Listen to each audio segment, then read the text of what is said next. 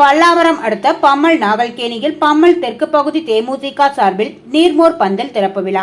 தெற்கு பகுதி கழக செயலாளர் SM சரவணன் தலைமையில் பகுதி கழக பொருளாளர் மகாராஜா செந்தில்குமார் முன்னிலையில் சிறப்பு அழைப்பாளராக செங்கல்பட்டு மாவட்ட செயலாளர் முன்னாள் சட்டமன்ற உறுப்பினருமான அனகை முருகேசன் கலந்து கொண்டு ரிப்பன் வெட்டி துவக்கி வைத்து பொதுமக்கள், பேருந்து பயணிகள், வாகன ஓட்டிகளுக்கு நீர்மோர், பலரசம், வெள்ளரி, தர்பூசணி உள்ளிட்டவை இலவசமாக வழங்கப்பட்டது. இந்நிகழ்ச்சியில் மாநில மாணவர் அணி துணை செயலாளர் பம்மல் ராஜ், பம்மல் வடக்கு பகுதி கழக செயலாளர் பம்மல் வின்சன், மாவட்ட கழக நிர்வாகி ஜெயபிரகாஷ், மாவட்ட நிர்வாகி பாலாஜி, 12வது வார்டு கழக பகுதி நிர்வாகிகள் ஆர் நந்தா, மோகன் பாபு,